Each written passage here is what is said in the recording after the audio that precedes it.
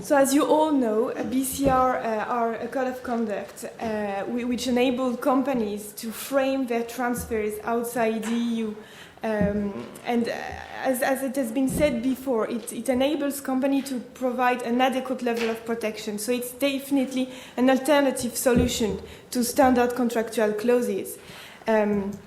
And as well as being a wonderful tool for framing transfers, and we will see in the next slide the advantages as opposed to standard contractual clauses to adopt BCR. And as it has been pointed out before by Tom as well, it's a tool for accountability. So, I mean, I would bet that BCR would become very fashion, very trendy, because accountability is really something we are working on at the moment. And we know, in fact, that in the discussion for the revision of the directive, this is something which is taken into account. Given that BCR when a company implements BCR, they are requested to take commitments first, and then the next step is to implement some proactive measures, such as audits, trainings, as well to implement complaint handling procedure, to set up a network of privacy officers. All these measures enable a company to implement the BCR, the commitments they have taken in the BCR. So in that sense, I think BCR are one of the tools that will be used in the future more and more by companies.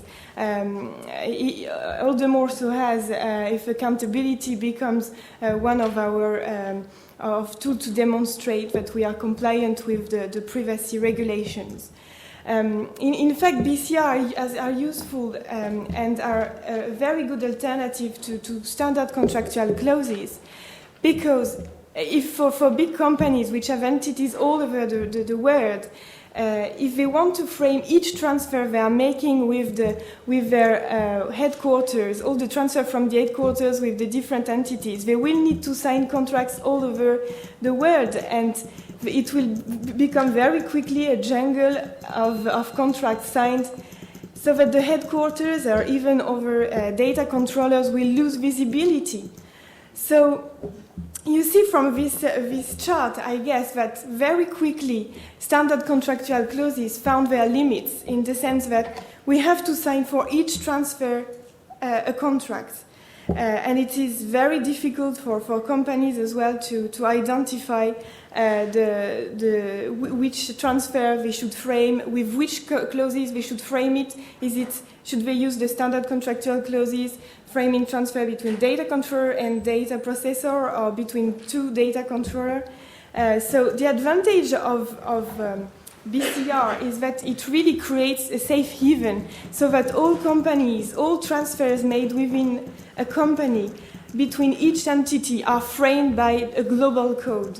So it makes things much easier.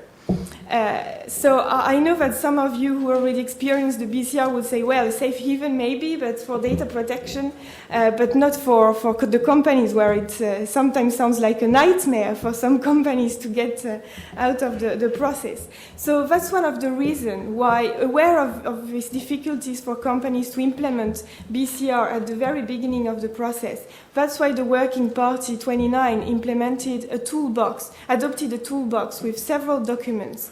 Actually, there are 3 of them, which I think are quite useful for companies and their lawyers who are trying to adopt BCR. The first one is the working paper 154, which is basically a checklist of all the requirements